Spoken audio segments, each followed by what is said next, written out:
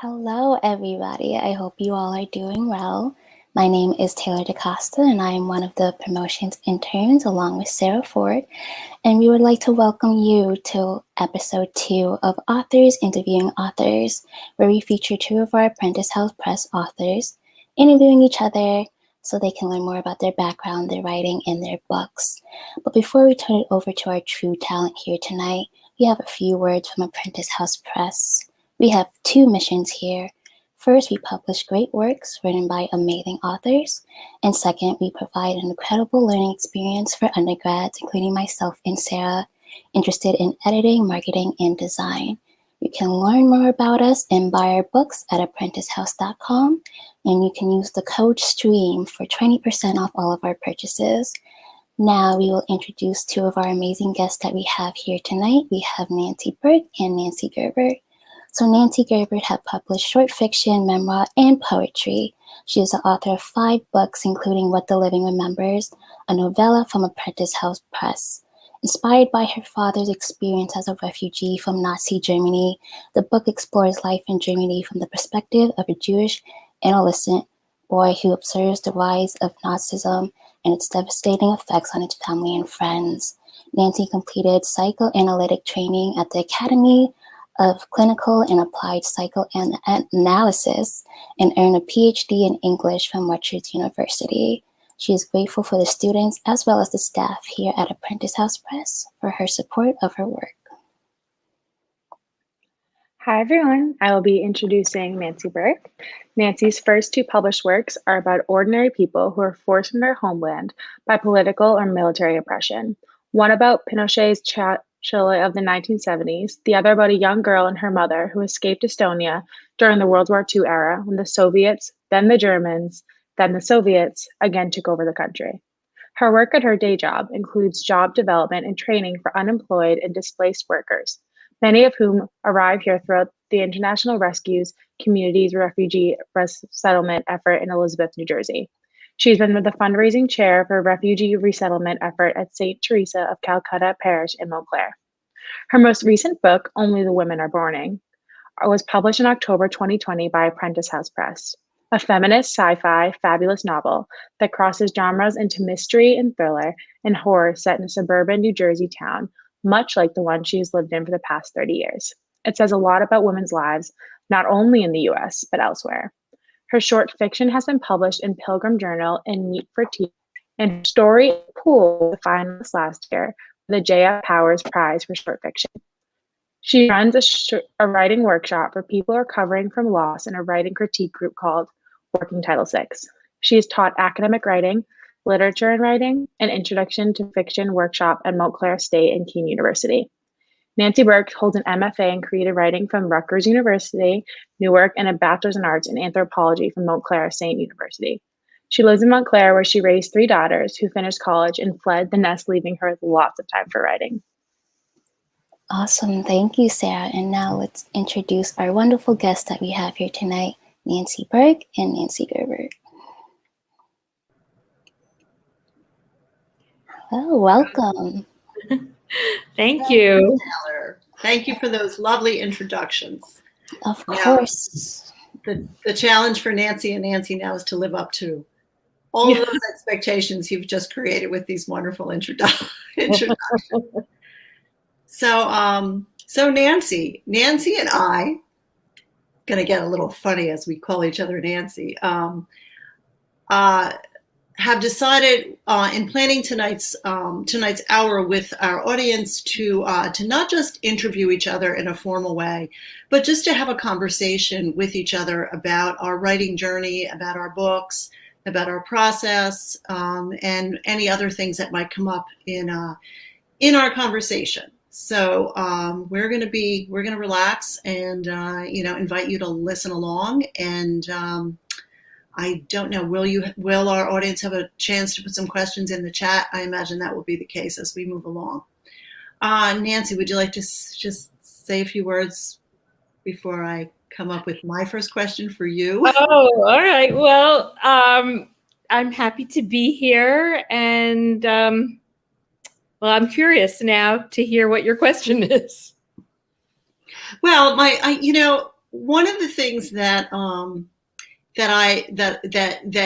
and I'll tell this to the audience, that Nancy and I talked about the other day when we just kind of touched base for a few minutes to say, here we go on Wednesday night, was that Nancy and I actually met each other a very, very long time ago in a writing workshop that was held locally. She and I actually live in towns that are right next to each other in New Jersey.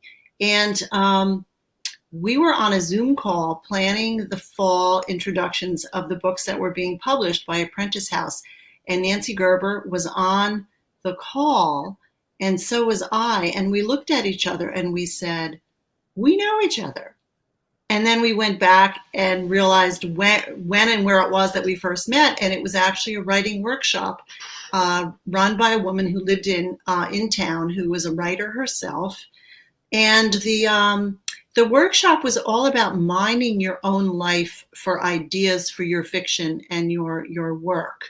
So I think Nancy and I have both done a lot of mining of our own personal experiences and family experiences to create our written work. So Nancy, would you like to just tell us a little bit about the background for What the Living Remember and what your inspiration was for this story? Thanks. Yeah, I'd love to. So the novella is inspired by my father, who was a refugee from Nazi Germany. He left in 1938. And growing up, I don't think I even knew really he came from another country. I mean, to me, he was my father. I was not really interested in his childhood until, of course, much later. But, people would say to me, where is your father from? He speaks with an accent.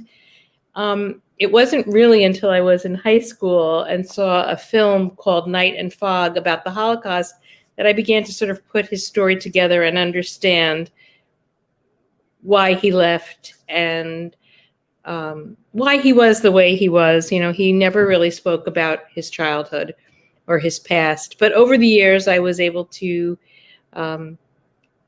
glean a few things from him. And also his sister, my aunt, was more talkative. So I learned a lot from her. And I guess the story, the timing was inspired by the refugee crisis at the southern border of the United States. And I began to think about my father as a refugee. It was not easy to come here from Germany. You had to have a sponsor in the United States to get here. You couldn't just come, and you had to have money. And so I guess that crisis sort of spurred me into thinking about my father, excuse me, and his story. And I began to write, and, because I didn't know much about his past, I'd had to invent a lot. But fiction gives you, as you know, that opportunity. So would you like to talk about the genesis of your book? Well, yeah, that'll sure. Only the Women Are Burning is it's a book that was very, very hard to classify by genre, because I really integrated a lot of different ideas and points of view in the book. But the inspiration for this book came to me, this was quite a while ago, when my children were young. I was sitting under an elm tree at a community pool while my kids were having an ice cream and not swimming and didn't require my vigilance.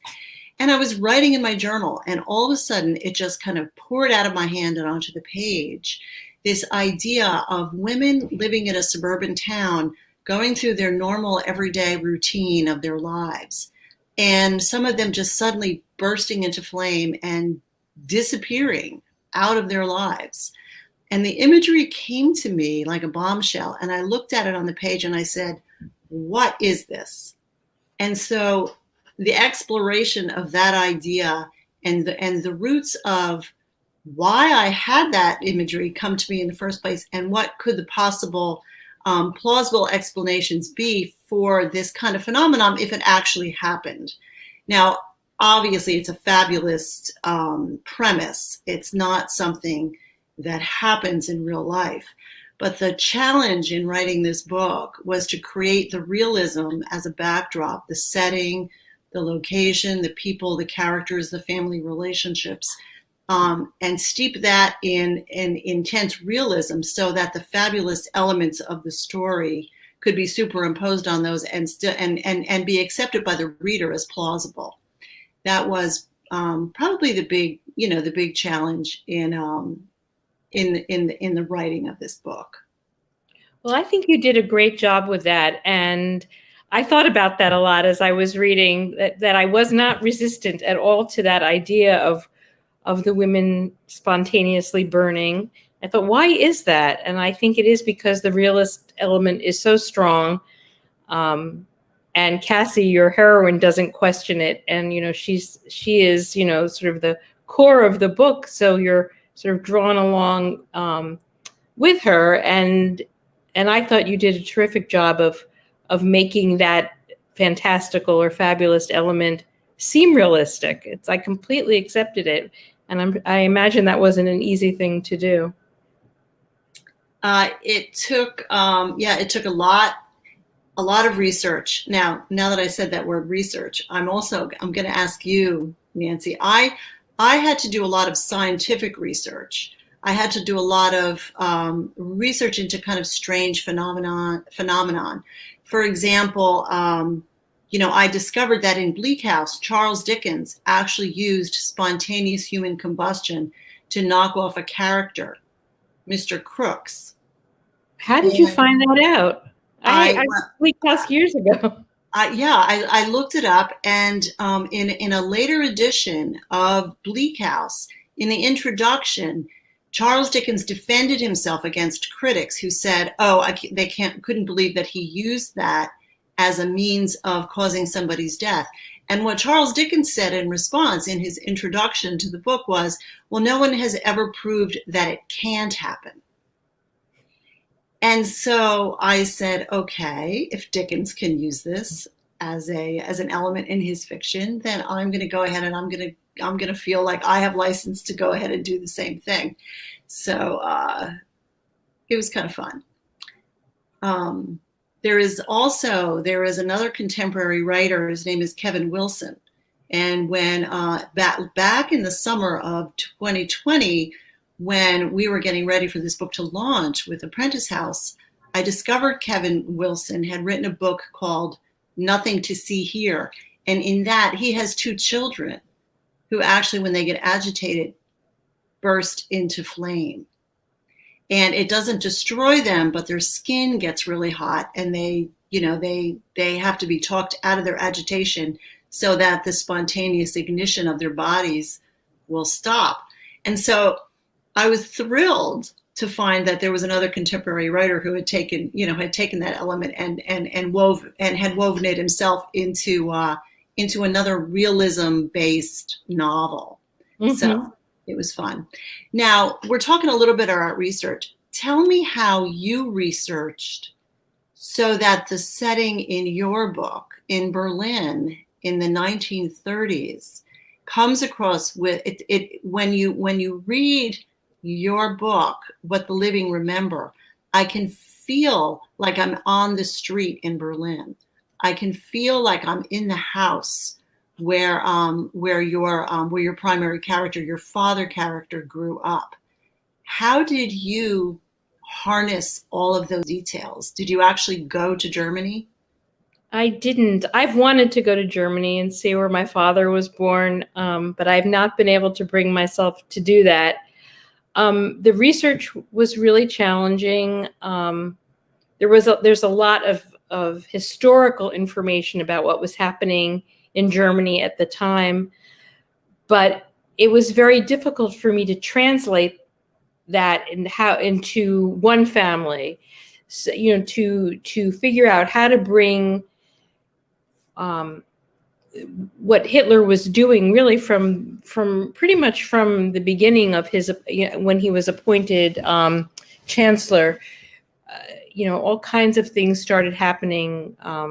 Anti-Semitic edicts, Jews kicked out of government positions and universities and cultural positions, to figure out how is it affecting a particular family. I knew from things I learned from my aunt, for instance, that my grandfather, who is Carl's father, my grandfather was a physician, and Carl's father is a physician as well, that my grandfather didn't want to leave, that Jews who had served in the First World War were given some special considerations. Mm-hmm. And I think this made him feel safer, that this would all blow over and it wasn't so bad. But to go back to your question, it was very challenging to do research. And eventually I felt like what was happening in the family had to tell the story. I thought about, should I have newspaper headlines? And I decided to let that all go and focus on the story of this one particular family struggling with trying to survive and in this difficult climate, and trying to wrestle with the question of whether to stay or whether to give up everything and go into the unknown. Mm-hmm. So that I did find the research challenging. And how about you? Research. Well, I actually enjoy immersing myself in research.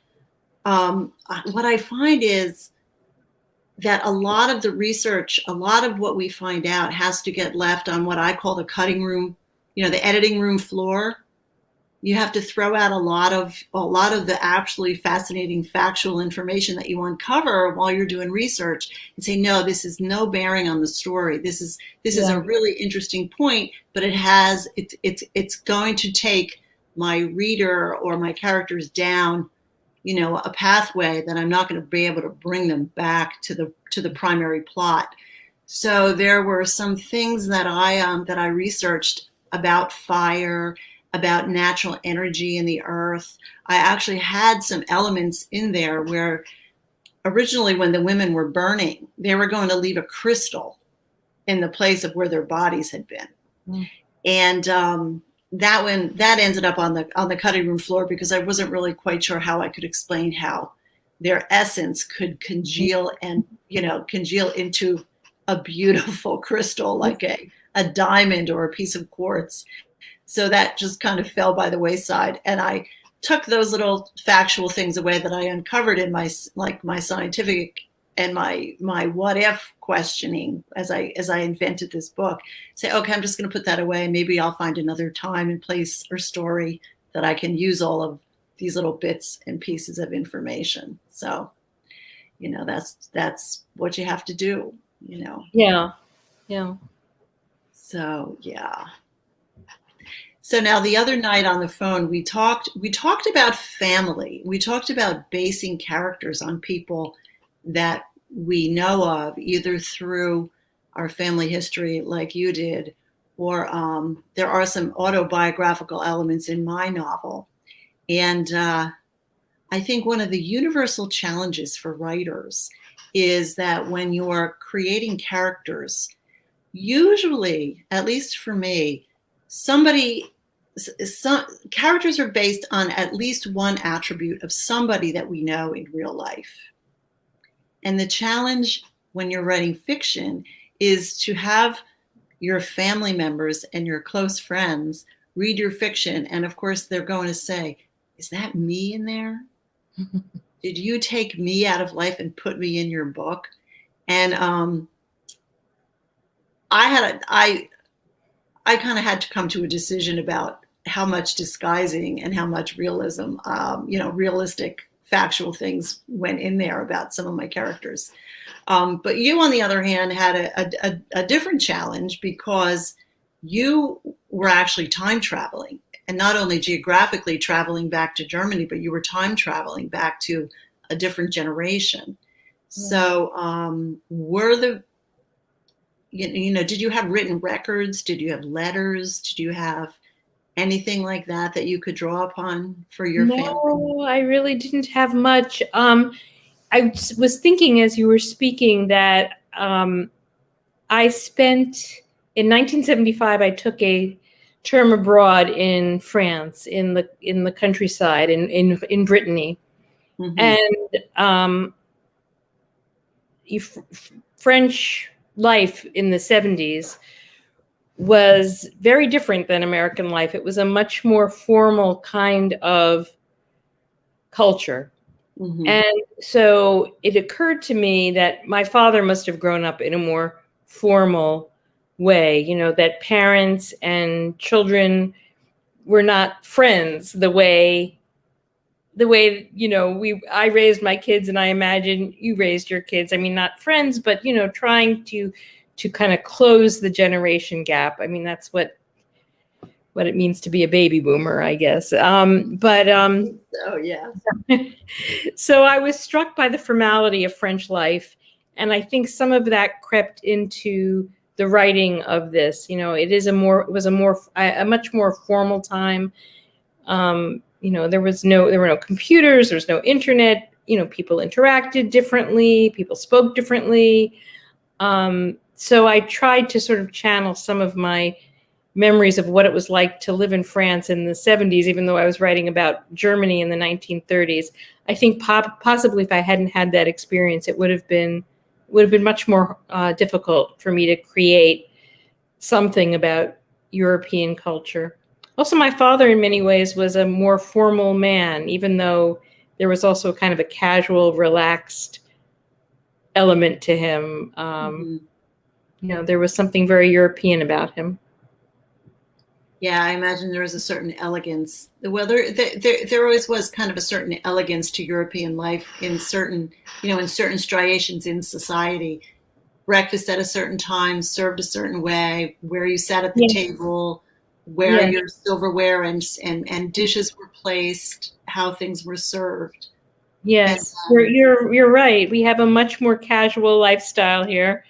And actually, I haven't been to Europe in a while, but if you go to Europe as an American, I always find it challenging. Like, I want to eat dinner at 6, but in Italy, they're not eating dinner at 6. So. That's tea time in England. You don't get supper till 8. Yeah, very different lifestyle. I mean, we're just on the go. Whatever you want, you can do. Yeah, we're on the go. We squeeze the meals in where we can. So yeah. So now here's another element. Here's the one common element that I can recall as we sit here and talk, and is that you have a Leica camera that is given as a gift to Franz in your story. And in my book, the daughter, Lila, is also a photographer. I know. Yes. She has a hobby of photography. And so where did your idea for the camera, did that come from a fact, or was that just pure imagination? That actually came from me because I'd always wanted to be a photographer, and I love photographs. I love how photographs are evocative and tell a story. I finally took a photography course in my early 20s.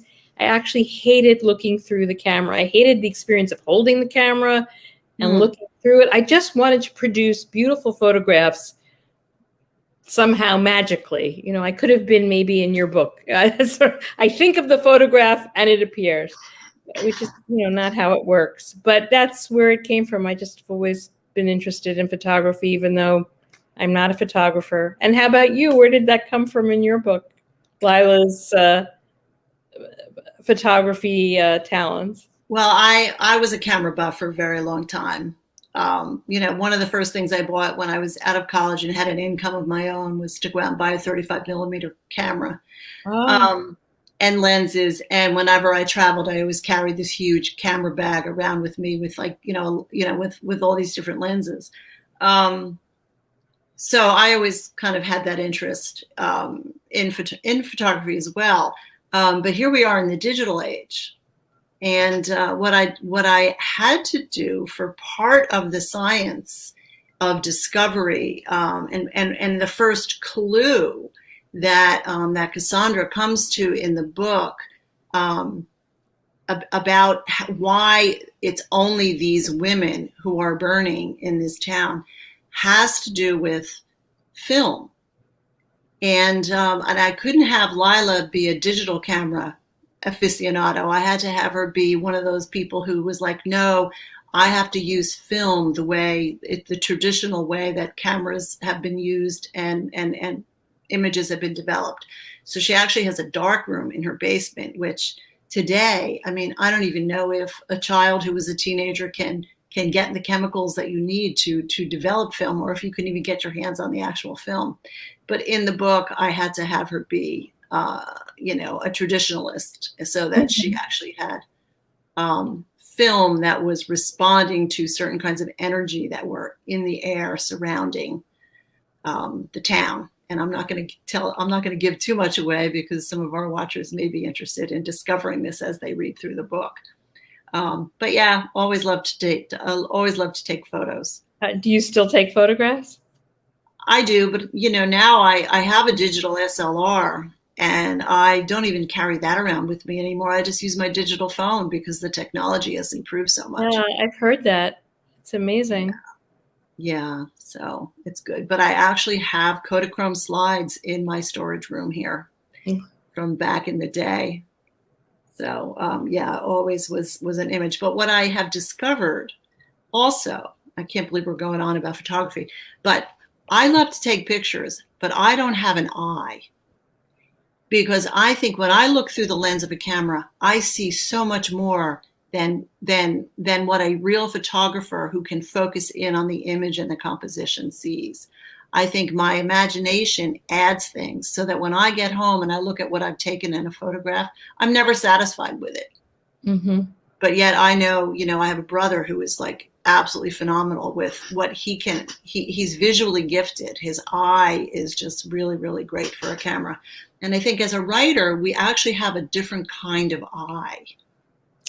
Yeah, it's sort of an invisible eye in our minds, right? We see these things, and then we recreate them through words rather than, or through visual pictures, visual images in the text. Yeah, and if we're focused on people, I think we project certain attributes onto a character, and that's what we have to do in order to create a character for the page. Yeah. So what they look like, it will be described on the pages of a book, but there's so much more to them that a picture would ever be able to do with a story. So, well, as we spoke a few days ago, and I said to you that I thought Cassie was such an amazing character, so strong and yet honest and open and vulnerable. And it's been a while now since I finished the book, and she's still with me. I think about her. So I think you did a great job with making her sort of come off the page, which is very difficult to do. She became like my best friend as I was writing this book. If I didn't spend some time with her every day, I would be, I'd be like, oh, got to get back into that world. Mm-hmm. So now that leads me into writing process. Let's talk about our individual writing processes as writers. When do you write? Do you have a certain way that you find time to do your creative work? I usually like to write in the morning. I've become more flexible, though, over time. I mean, I would only write in the morning for many, many years. Now, if I'm working on something, and the mood strikes me, I might work on it a little, in the afternoon. I don't know. Maybe as I'm getting older, I'm getting more, more flexible. But generally, I like to write in the mornings. My mind is sort of fresh and uncluttered by whatever is going to happen during the day. And how about you? I'm the same way. And I have a day job, so I have had to be at my desk at 8:30, ready to go for 8 hours of a day job. And so for the longest time, while I was writing Only the Women Are Burning, I would get up early in the morning at 5. I'd get my shower. I'd drive to my office, and I would close the door and lock it, and I would open up my computer and sit there with a cup of coffee, and I would write for an hour and a half. Mm-hmm. And that was my, if anybody knocked on my door, it's like, I'm not here. Yeah. Well, you can get a lot done in an hour and a half of dedicated writing. Really can. And if you do it consistently, there are people who say a page a day for a year is a 300-page book. That's right. Right. You probably write more than a page a day, more than a page in an hour and a half, I would think. Yeah, you can. And well, on some days when it's Some fun, days, depending how it's going. Yeah. and there's other days and you're like, what am I doing here? I Right. should have stayed in bed today, But I always, when people ask me, in interviews, like, what advice do you have for writers who are or people who want to write? How do you find the time in a busy life? Because you're a psychotherapist. I have a full-time job. I mean, we have other things. We're both moms. There's always pushes and pulls bringing us into, everybody else's life who needs us. And so what I always tell people is I usually use my calendar and I make appointments with myself Oh, yeah. for writing. And I put it on the calendar. And if it's a 3-hour span of time and somebody calls and says, I need you to do this, or can you meet me for lunch, or can we, and I say, sorry, I'm busy during that time. We'll have to pick another time. Right. And I treat that writing time, because it's so scarce. I treat it as this like sacrosanct time that's just for this. Otherwise it wouldn't ever get done. Right. And you're right. You really have to treat it that way. And, this year I've been working out virtually on Zoom. I never cancel with my trainer. I always show up at my 10 o'clock workout, and writing has to be the same way. Whatever your time is that you allot for it, if you don't show up, it's not going to happen. So it is a matter of making it a priority and finding time and it's difficult, certainly, but if it's important, it has to be done. And it's important to us. Yeah. Mm-hmm. Yeah. So when did you start writing? Did we have this? I don't think we talked about this today. When did you, as a kid or later in life? Or I was always a reader as a kid. My mother was a big reader. My summers would be spent riding my bicycle to the library and taking out books. Well, when I wasn't in our backyard pool with my sisters, we didn't have a lot of assets. Mom didn't have a car during the day. This is back in the day when, there were single car families. Mm-hmm. So we would ride our bike up to the public library and we'd take out books, and we would sit on the front porch or sit in the backyard under a tree, and we would read all day. My mother was an avid reader. My grandfather was an avid reader. He was a retired police officer from Newark. And he had trouble with his legs, so he would sit in a chair all day because he couldn't walk well. And there was a time when my mom used to go to the Vailsburg, Newark Public Library and bring him his books. And there was a time when she brought him a stack of books like this high. And he said, next day, he says, I think I read every single one of those books already. Oh my gosh. And so the librarian would laugh and tell my mother, I think your father has read every single book in the Vailsburg Public Library branch. And so my mom had to switch libraries to go find another source of books for him. But that's in my family. We just all love reading. And I never really thought about writing until, there was this day when I was graduating from college, and I wrote a list. I read a list of everything you ever want to do in your life. And on that list was, I want to write a book and get it published. But I didn't really start seriously writing until it was 1995, and it was actually the year that my dad passed away. And for some reason, that was the year that I started writing in a journal. I started writing short stories, and it just became an increasingly important thing for me to finally, in my life, find the time to focus on this. And I've been doing it, ever since, yeah. Ever since. And it culminated in my finally saying in 2008, I need to get my MFA because I need to form a writing community. And, and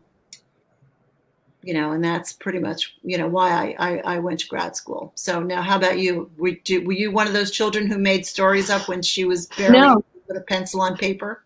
No, I didn't really write.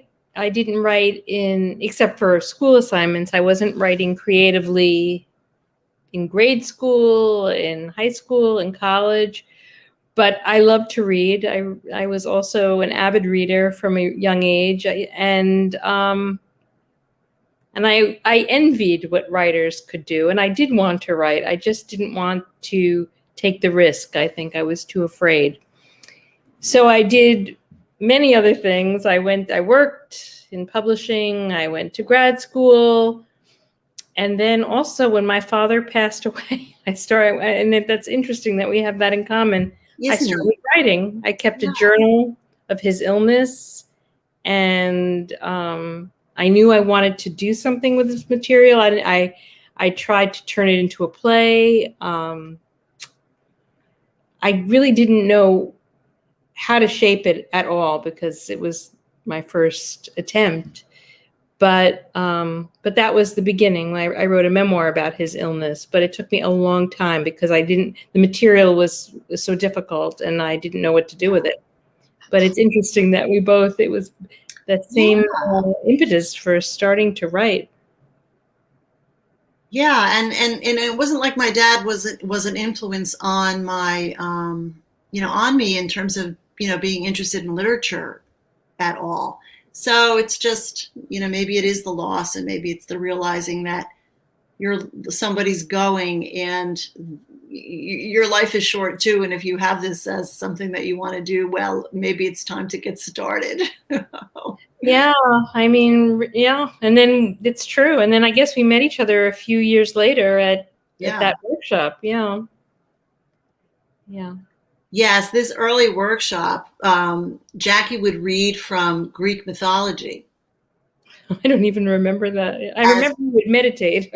Yeah, we would meditate, and she would read from Greek mythology, and she would just randomly open up this book of the gods and goddesses from Greek mythology, and she'd say, jump in at any time and just start writing. And what, I can't remember if she wrote about Cassandra, the character from Greek mythology back then, but I chose the name Cassandra because of the Cassandra from Greek mythology, who she was a priestess of Apollo, and Apollo gave her the gift of sight. But then when she rejected his advances, his sexual advances, he put a curse on her that she would still have the gift of sight, but no one would ever believe a word she said. Oh my gosh, that's the perfect name for your character. And so Cassandra had other names, but then when I started thinking about Cassandra, the Greek war bride of Agamemnon, I was like, oh, I have to name her Cassandra because she has this incredible background of information in her head. She's highly educated, but she's a stay-at-home mom, and that's how people see her. And no one believes a word she says or thinks she has any credibility whatsoever to solve this mystery in this town. And she prevails. And unlike the Cassandra in Greek mythology, who met her demise as kind of like a mad woman. Poor thing. Yeah, no, you have a. Well, I won't talk about the ending. So people have to read the book. Don't give it away. No, I won't give it away. Oh, but then the other point too is Cassandra in Greek mythology had a brother, Helenus, was a twin who also had the gift of sight, but everyone listened to him and everyone believed him. So that gender disparity, right? So, so the gender disparities that we deal with today with being silenced or not being listened to go way, way back. Right. And we're still fighting some of those same battles, So, yeah. Yeah. So I wanted to ask you, I have your book here. I don't know if I hold it up. If I wanted to talk about the covers of our books, and I'm so taken. How do I show the cover of your book? Okay. Just like this. This is Nancy Gerber's book. This is Nancy Burke's book. It's a beautifully produced object with this white cover and this dramatic image. Can you talk a little bit about how that came about, that image? That image was done by Taylor Fleur, who was my design student, who was assigned to my book. It's a drawing or picture, or we went to Getty Images one day, and I just started looking through illustrations. Mm-hmm. I put in a search fire and women, and this image of a woman's face in profile came up, and I sent it to Taylor. And the story that she told me I loved this story. She was in her dorm room in the middle of the night working. I don't know if she had a deadline for her assignment or she was just up burning the midnight oil, playing around with that image that's on the book. And somehow she was able to take the background of flame and put it inside of this this illustration. Oh, That she manipulated. yes, Oh, and she jumped out of her chair and she gave this shout. And she said her roommate almost fell out of bed because she just frightened her so much. She was so excited with what she'd done. But that was kind of like the spontaneous creation of this cover. And when she sent it to me, I was just like, wow, that is absolutely fabulous. It's very, very powerful and very unusual. And now I know why. It's really her work. We had to pay a fee at Getty Images for the outline of the woman's face. But Taylor was responsible for filling it with flame and, cleaning up the image and positioning it on the page. I loved it so much that, Kevin actually, nominated her for a book cover award, for independent book cover awards, designer awards this fall. We would have heard had she won, but I was very, very pleased with this cover.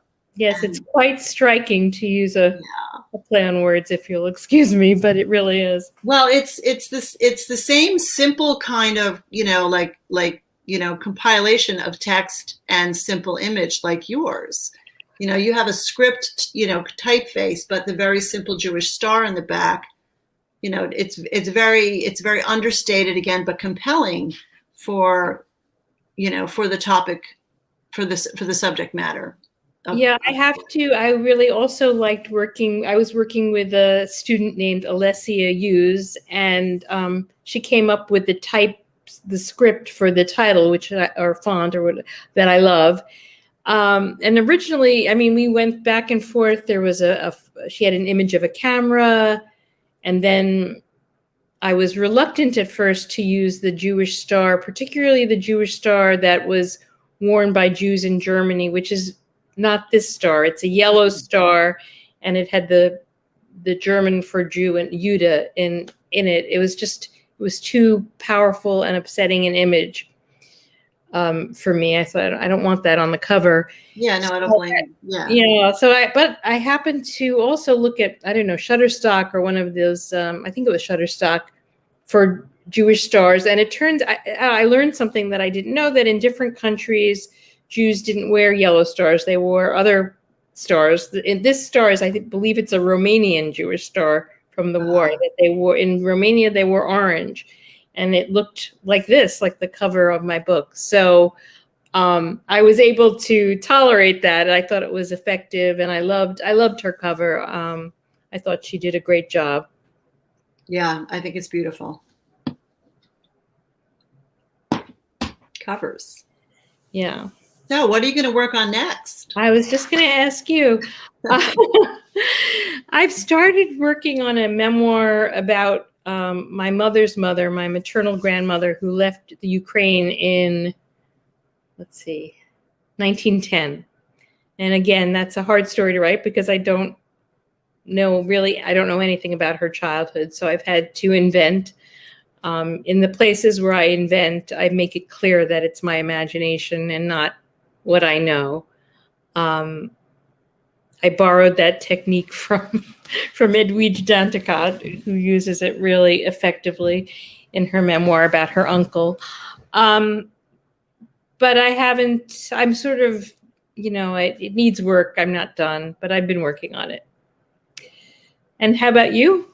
Well, how are you able to write during the pandemic? A lot of writers have said that it's very, very difficult with the level of tension we're living under. That's a good question. My sense of time has sort of disappeared, like so many people who I really have no idea now when I started it, if I started it during the pandemic or before. Okay. I've been working on it very sporadically, unlike when I was working on the novella where I was sort of consumed by it. I don't know if you had that same kind of experience. I just didn't want to stop working on it. I felt if I stopped, I would lose my momentum. So, so this, I write, I stop, I go back and forth. And actually, when you wrote the novel, was it something you kept at, or did you take breaks, or what was that like? It took me 20 years to finish this novel. I started it very early. I wrote a full draft. It was thousands and thousands of pages. It was way out of control. I put it away. I wrote my 2 other books. I got my MFA in creative writing. I picked it up again. I put it down. And then finally, in 2014, I published my second book, which actually is a World War II story, The Estonian Story, which is a true story of a woman who I actually interviewed for that book. And when that was finished, I just kind of looked in the mirror and I said, okay, stop avoiding. You wrote about Pinochet's Chile because you're interested in history and anthropology. You wrote about Estonia, about a woman who, you met at a film, which sounds very much like what happened with you when you were inspired to write your story. So now I said, Nancy, stop avoiding writing your own story and get to it. And I just said, okay. And I just focused in, and probably around 2015 is when I seriously did the draft that became what the final draft turned out to be. Mm-hmm. So I'm getting some kind of strange update my Adobe in here. Okay, it's gone. Okay. But that's what I did. So so that was when I started the morning. I restarted the morning rituals with my morning writing. I actually took a week and went out to stay with my brother out in San Diego and holed myself up in the cottage on his property, and then just pumped out an awful lot of words during that week. And took me a little bit, took me a while, and then finally, probably in 2018, I felt like it was in good enough shape to start submitting around. And I will admit, 73 rejections by literary agents. And I found Apprentice House Press through Fran Bartkowski, who's somebody that you mentioned in your acknowledgments. And when they offered me, the opportunity to publish it, I was just great. Yeah. Absolutely. And the fact that I've been involved in education, that I worked at a couple colleges and I work at a college now, I was thrilled to be working with undergrads on the production of the book. There's that mentoring thing that goes along with my feeding them what I know and them telling me what they're learning. And I just thought the collaborative experience of working with Apprentice House was fabulous. So. Yeah, and the students also that I've worked with they're so enthusiastic and so professional. It's really been such a delightful experience. It's a wonderful concept to have this program in an undergraduate program. Yeah, definitely. Okay, let's see. What else? Did you want to say what you're working on, or is that you're not ready to talk about that? Oh, yeah, I guess I should take a turn with that question. Well, I started a collection of short stories, and it's coming. It's just coming slowly. And the concept behind the short stories was this idea of what I'm calling units of measure. And the idea came to me because I'm just thinking about, especially over this last 4 years, with seeing how people in our society take measure of their own lives, make a determination of whether they think they're a successful person or they're not a successful person. What are the things that they value that are important, and what is their behavior? How does their behavior result from that unit of measure that's in their head about how they value things? Mm-hmm. And so that short story collection is underway. But my daughter challenged me to write a screenplay for Only the Women Are Burning. Oh. So I started that. I've got 2 pages. and it's a new form. And I just thought this might be a really interesting experiment. So I'm trying that as well. Okay, so I'm getting a little note that Taylor is going to jump in a moment because we have about 10 minutes left. So Okay. let's let her jump in and see if we have a Q&A or if there's anything else she's got planned. I was on mute. I am back. That would be it for us. Thank you both. You all did an amazing job. It was so good to hear what you have coming up, your plans, behind the scenes of your book, everything. It was so nice. Thank you both so much. And thank you to everybody that watched. I hope you all enjoyed it and joining us for our second episode of Authors Interviewing Authors. Don't forget to check out both of Nancy Burke and Nancy Gerber's book on our website, apprenticehouse.com. Don't forget to use the code STREAM for 20% off. And we will see you all very soon. Okay, great. Thank you so much. Thank you so much, Taylor. Thank you. Thank you, Nancy.